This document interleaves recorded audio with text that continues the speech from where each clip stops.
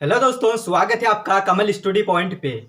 दोस्तों, प्लासी के युद्ध के बाद अब बक्सर के युद्ध की बात होने वाली है। दोस्तों, हमने पिछले वीडियो में देखा था प्लासी का युद्ध 23 जून 1757 को हुआ था। दोस्तों, प्लासी का युद्ध एक सौदेबाजी का युद्ध था, जिसमें मीर जाफर, जगत सेठ और आमिर चंद जैसे कुछ धनी लोग एक सौदेबाजी के कारण इस युद्ध में हार गए थे। दोस्तों, क्या हुआ था प्लासी के युद्ध के बाद जो नवाब था मीर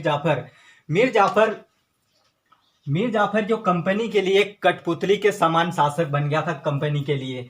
दोस्तों, नवाब का जो खजाना था, नवाब का खजाना जो था कंपनी को देने में पूरी तरह खाली हो गया था। क्या हुआ था कि जो कर्मचारी थे, कंपनी के जो कर्मचारी थे और कंपनी के जो कर्मचारी थे, उनको भेंट और रिश्वत देने में ही नवाब का पूरा खजाना खाली हो गया था। दोस्तों, दूसरी बात यह थी कि कंपनी थी, अंग्रेजों की कंपनी तथा उस कंपनी की मांग में निरंतर वृद्धि हो रही थी। क्या हुआ था कि कंपनी अपनी मांग में निरंतर वृद्धि करती जा रही थी।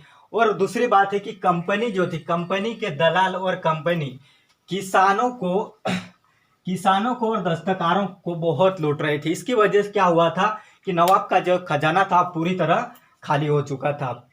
दोस्तों, क्या हुआ था, कंपनी कम से कम मूल्य पर दस्तकारों को जो सामान था, दस्तकारों का जो सामान था उनका विक्रय करने के लिए विवश करते थे कि कम से कम मूल्य पर यहाँ पर बेचा जाए। इसीलिए ये नवाब का खजाना पूरी तरह खाली हो गया था। दोस्तों, क्या हुआ था, इसके पहले कि मीर जाफर कोई भी कठोर निर्णय उठाए, कठोर कदम उठाए, इसके लिए कंपनी ने उससे पहले ही गद्दी से हटा दिए थे। दोस्तों, हुआ क्या था कि जो मीर जाफर कुछ भी कठोर कदम उठा सकता था। इसके लिए कंपनी ने उसे गद्दी से हटाया और उसके दामाद मीर काजिम को बंगाल का एक नया नवाब बना देते हैं। मीर काजिम को जैसे ही बंगाल का नवाब बनाते हैं, उसके बाद क्या हुआ था, मीर काजिम बहुत चतुर आदमी था। इन्होंने क्या करा, कंपनी पर अपनी निर्भरता कम करने के लिए इन्होंने क्या करा, यह अपनी निर्भरता कम करना चाहता। इसके लिए अपनी शक्ति का संचय करना इन्होंने प्रारंभ कर दिया। हुआ क्या था कि जो मीर काजिम था, पहले से ही देख रहा था कि अंग्रेज बंगाल को लूट रहे हैं, यह पहले से ही देख रहा था। इसीलिए मीर काजिम ने अपनी शक्ति का संचय करना प्रारंभ करा और उसने अंग्रेजों के जो वफादार अफसर थे उनको नौकरी से हटा दिया। अब अंग्रेज के जो वफादार नौकरी में लगे हुए थे उनको हटाने सब क्या हुआ, इनका कुछ नया सैनिक संगठन बनाना चाहिए था। इसीलिए इन्होंने क्या करा, नया सैनिक संगठन खड़ा कर दिया। अब उनका अंग्रेजों के जो सैनिक थे उनको हटाकर अपने कुछ नए संगठन उन्होंने खड़ा किया और व्यापारिक कर भी सभी के लिए समाप्त कर दिए। जो बंगाल में जो व्यापार हो रहा था उनके ऊपर कर लिया जाता, टैक्स से लिया जाता था। तो उन सभी कर को समाप्त करके इन्होंने क्या करा कि यहाँ पर पूरा कर समाप्त कर दिया कि बिना कर दिए ही यहाँ पर सभी लोग व्यापार कर सकते हैं। उसके बाद में जिससे कंपनी को क्या हुआ, पूरा कर समाप्त कर दिया तो कंपनी को बहुत नुकसान हुआ था। यहाँ पर भारी नुकसान होने के कारण क्या हुआ, 1763 में मीर काजिम और कंपनी के मध्य युद्ध हुआ। दोस्तों, यकीनन यही है कि अगर पहले जब मीर जाफर था तो कंपनी बहुत से पैसे कमा रही थी, कर लिया जाता था सब कुछ, मतलब उनके से कम मूल्य पर सामान बेचना, तो सब पैसे वो कंपनी के हाथों में जा रहा था। और मीर काजिम जैसे ही आया कि सभी कर और सभी अपनी निर्भरता कम करना चाहता था, इसलिए अपनी शक्ति का भी संचय किया। उनके जो अफसर नौकरी में लगे हुए थे, उनके वफादार, अंग्रेजों के जो वफादार नौकरी में थे उनको भी हटा दिया और नया सैनिक संगठन खड़ा किया और कर भी सभी समाप्त कर दिया। तो कंपनी को बहुत नुकसान होने लगा। तो 1763 में मीर काजिम और कंपनी के मध्य युद्ध हो जाता है। दोस्तों, मीर काजिम जैसे ही पराजित होता है, इस युद्ध में भी मीर काजिम पराजित होता है। और ये मीर काजिम पराजित होने के बाद क्या हुआ था, मीर काजिम भागकर कहाँ जाता है, अवध में चला जाता है। अब क्या हुआ, अवध का नवाब सुजाउद्दौला भी अंग्रेजों से बहुत नाराज था। सुजाउद्दौला वो अंग्रेजों से बहुत नाराज था और मुगल सम्राट जो शाह आलम था, शाह आलम भी दिल्ली से भागकर कहाँ जाकर निवास कर रहा था, अवध में ही निवास कर रहा था। ये भी कौन, मुगल सम्राट शाह आलम भी दिल्ली से भागा और अवध में जाकर ये भी निवास कर रहा था। ये तीनों मिलकर तिरिगुट बनाते हैं।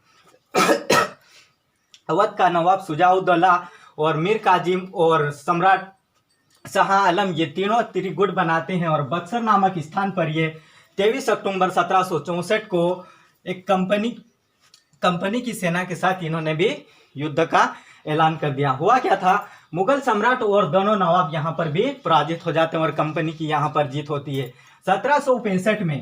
1765 में क्या हुआ था कि सुजाउद्दौला और शाह आलम ने क्लाइव के साथ एक संधि कर लेते हैं। अंग्रेजों ने अगस्त 1765 में अवध के नवाब के साथ इलाहाबाद की संधि करते हैं। इस संधि का नाम था इलाहाबाद की संधि। और अवध के नवाब के साथ उन्होंने कुछ शर्तें रखी थी, 3-4 शर्तें रखी थी कि उस संधि के बाद क्या होना चाहिए। तो अवध के नवाब जो था 50 लाख रुपए युद्ध हर्जाने के रूप में लेकर अंग्रेजों से अवध का राज्य लौटा देंगे। अंग्रेज उसे क्या करेंगे, अवध का जो राज्य था वो लौटा देंगे। अवध के नवाब से 50 लाख रुपए हर्जाने के रूप में ले लेंगे और अंग्रेज उसे क्या करेंगे, उसके बदले में अवध का जो राज्य था वो लौटा देंगे। दूसरी बात है जो कड़ा और इलाहाबाद और उसके जो आसपास का जो क्षेत्र था, उस आसपास के क्षेत्र को अवध से पृथक करेंगे और मुगल बादशाह को दे देंगे। तीसरी बात ये थी कि चुनार का जो किला था अंग्रेजों को उसका बदले में मिलेगा। और चौथी बात ये थी कि अंग्रेजों को अवध की सीमाओं के भीतर बिना कर दिए व्यापार की छूट मिल जाएगी। ये उनकी शर्तें थी। फिर उसके बाद में मुगल बादशाह शाह आलम से एक संधि करी, ये भी इलाहाबाद की संधि थी। तो अवध से कड़ा तथा उसके आसपास के क्षेत्र मुगल बादशाह को दे दिए जाएंगे। और दूसरी बात यह थी कि अंग्रेजों ने मुगल को 26 लाख रुपए वार्षिक देना स्वीकार कर लिया। कौन, अंग्रेज। अब इन्होंने 26 लाख रुपए वार्षिक देना स्वीकार किया। तो इस सहायता के बदले मुगल बादशाह क्या करेगा, 12 अगस्त 1765 को एक फरमान जारी करेगा और अंग्रेजों को बंगाल, बिहार तथा उड़ीसा की दीवानी का अधिकार इनको प्रदान कर देंगे। किसको, अंग्रेजों को। और मुगल बादशाह जो था अंग्रेजों का आश्रित हो जाएगा तथा अवध उनका मित्र हो जाएगा। किनका, अंग्रेजों का। अवध जो क्षेत्र था अंग्रेजों का मित्र हो जाएगा। और अवध से मित्रता होने के कारण क्या हुआ, कंपनी को अब मराठा के आक्रमण का डर नहीं रहेगा, क्योंकि मुगल और मराठा के बीच में भी युद्ध चल रहा था। इसीलिए कंपनी को अब मराठाओं के आक्रमण का डर नहीं रहेगा, क्योंकि मुगल बादशाह जो था अंग्रेजों से, ये मराठा से ही इनका युद्ध चल रहा था। तो अब जो मुगल बादशाह है वो मराठा से लड़ा करेंगे और यहाँ पर कंपनी अपना व्यापार सही तरीके से चला सकेगी। हुआ क्या था, और उसके बाद में क्या हुआ, मीर जाफर को पुनः उन्होंने बंगाल का नया नवाब बना देते हैं। दोस्तों, बंगाल का नया नवाब बनाते हैं। अब अंग्रेजों का पूरी तरह से टेंशन फ्री हो गया। क्या, क्योंकि अब यहाँ पर इधर मुगल बादशाह मराठाओं से लड़ेंगे तो उनका मराठाओं के आक्रमण का डर उनका खत्म हो गया।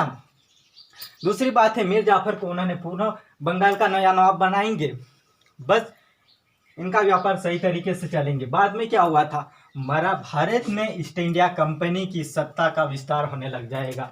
अब यहाँ से इनका युद्ध का काम खत्म हो गया। अब ईस्ट इंडिया कंपनी की सत्ता का विस्तार होने लगेगा। यहाँ पर ईस्ट इंडिया कंपनी की सत्ता का विस्तार होने लग जाएगा। दोस्तों, ये भारत में ईस्ट इंडिया कंपनी का जो वीडियो हम आगे वाले टॉपिक में देखेंगे, क्योंकि ये वीडियो लंबा हो जाएगा, इसीलिए इस वीडियो को यहीं तक रोकते हैं। दोस्तों, आगे वाले वीडियो देखने के लिए मेरे चैनल को सब्सक्राइब कर लीजिए और बेल आइकन दबाएं और साथ में सब्सक्राइब का बेल आइकन दबा के लाइक कर दीजिए दोस्तों। थैंक यू दोस्तों।